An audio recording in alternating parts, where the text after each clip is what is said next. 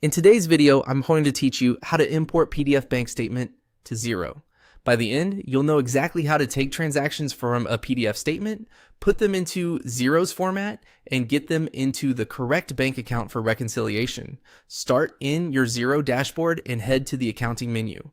This is your main hub for anything to do with accounts and transactions. From there, choose Bank Accounts to open the list of bank and credit card accounts in your organization. Select the specific account you want to import into.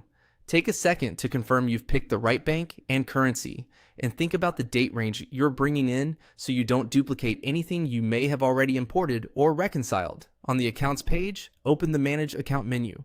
This is where Xero keeps actions related to statements and reconciliation. Choose Import a Statement to move to the Upload screen. On the Import page, download the Xero CSV template and open it in your preferred spreadsheet tool.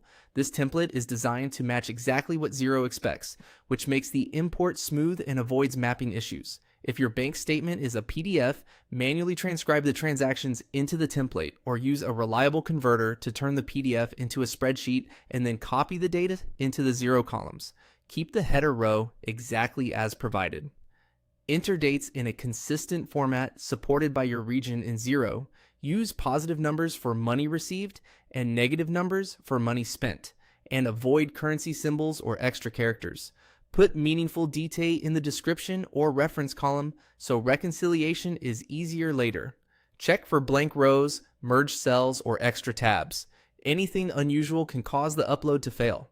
Before you save, quickly total your amounts and scan for duplicates or overlapping dates.